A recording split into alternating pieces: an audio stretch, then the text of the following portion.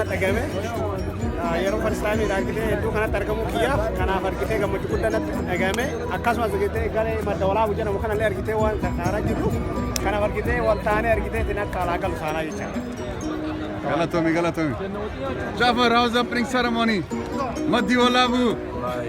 Ceremony gaarii ture. Yeroo maan dhufnee booda irraa fudhannee kophaa tapha jijjiirra. Shambala Zura. Mustafa. Opening ceremony baay'ee bareeda. Dhiibin keenya yerootii nyaachuuf qophoofneerra. Lachuu kan siyaatili tiima Oromiyaa siyaatili madda walaabuu illee fudhanna baranne. Jafar, barana tiima lama dhufee tiima madda walaabuu tiima Oromiyaa siyaatili mee dubbadhu qophii kanarratti yaa walaa keetiini.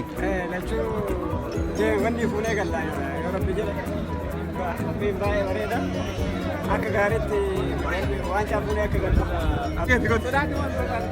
Madda walaabuu baay'ee bareeda nutti toleera baay'ee gammanneerra waan caas fuunee galla. Ariyaa wasii argamu kiyyaaf baay'ee natti tolee jira.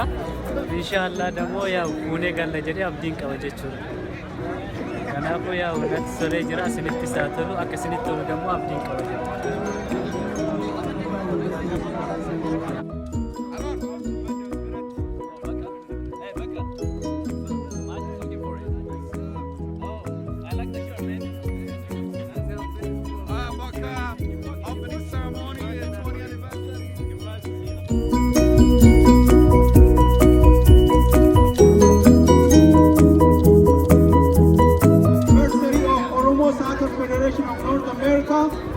Soccer tournament, Oromo Youth Concert, Oromo Communities Conference, Oromo Chamber of Commerce Conference, political and human rights conferences, and a host of cultural and social gatherings.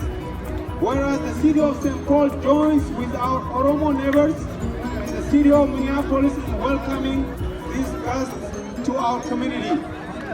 Now, therefore, I